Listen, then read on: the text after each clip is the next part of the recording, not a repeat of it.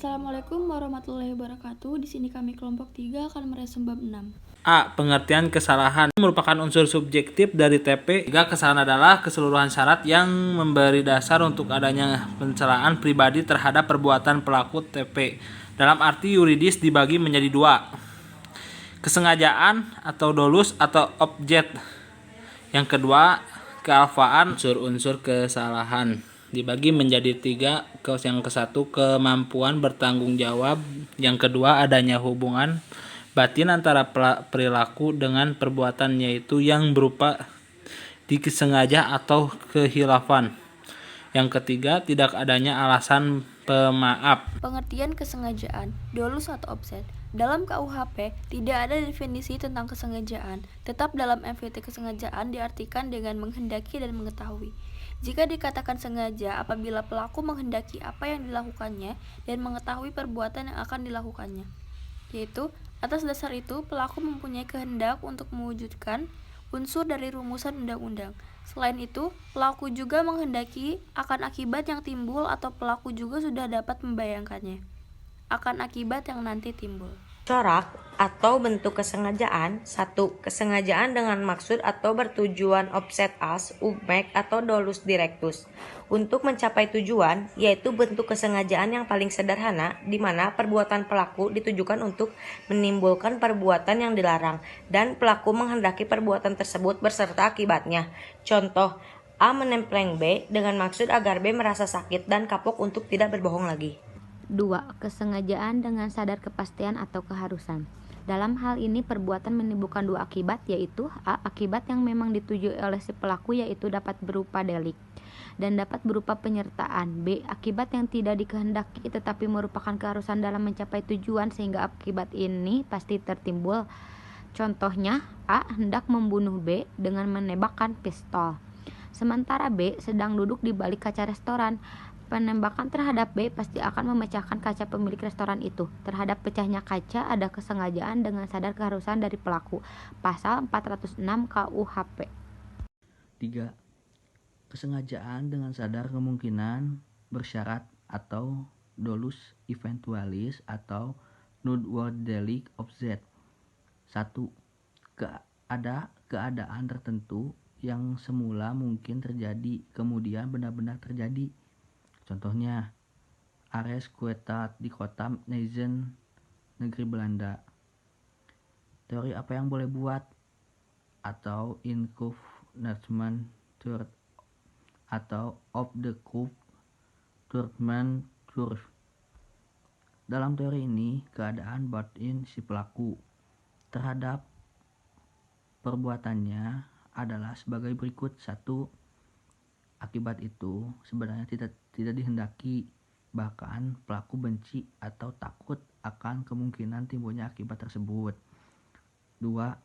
Akan tetapi meskipun demikian ia menghendakinya, namun apabila keadaan atau akibat itu timbul, apa boleh buat hak itu diterimanya juga. Ini berarti pelaku berani memikul resiko. Sifat kesengajaan. 1. Kesengajaan berwarna atau both offset atau dolus malus.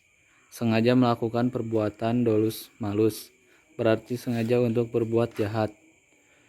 Jadi kesengajaan perlu ada kesadaran dari pelaku terhadap perbuatan yang dilarang.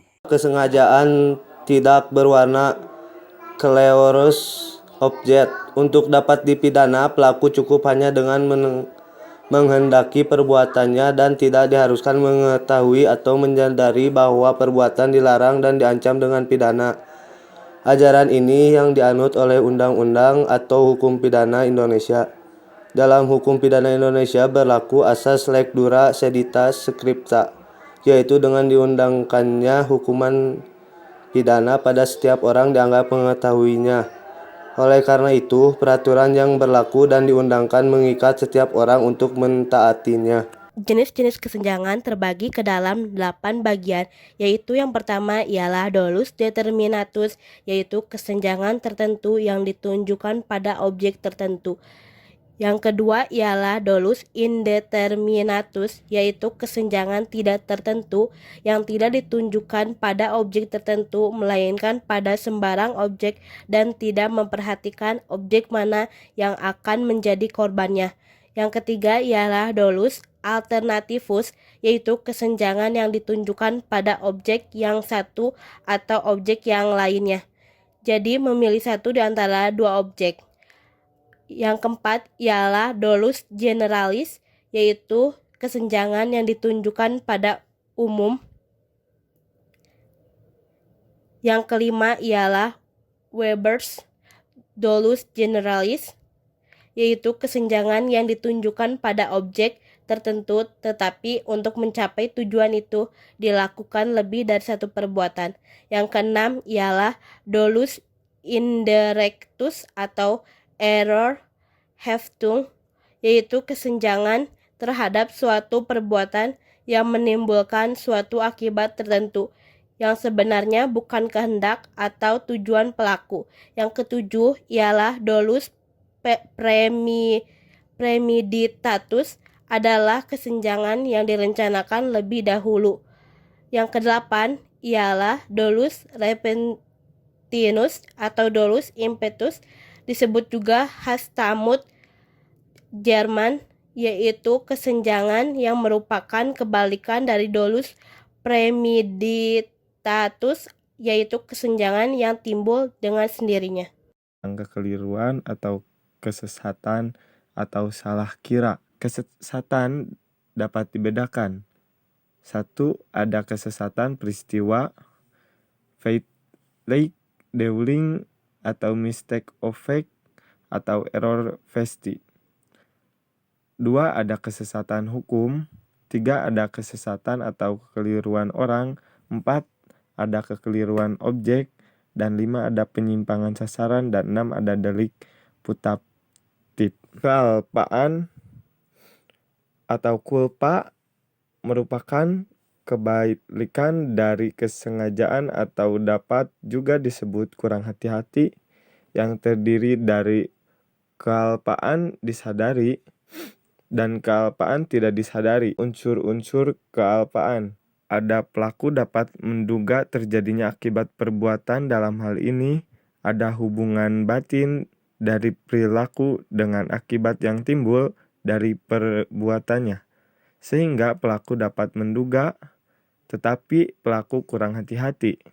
Dan yang kedua, ada pelaku kurang hati-hati.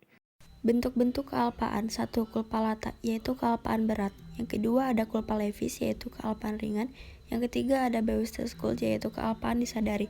Pelaku dapat membayangkan atau memperkirakan kemungkinan timbulnya akibat dari perbuatannya. Yang keempat ada onbewussteskuld, yaitu pelaku tidak dapat membayangkan akibat yang mungkin timbul dari perbuatan yang dilakukannya. Kemampuan bertanggung jawab, yaitu keadaan batin atau jiwa seseorang yang sehat dan normal ketika melakukan tindak pidana. Tentukan kemampuan bertanggung jawab. 1. Sistem deskriptif menyatakan. 2.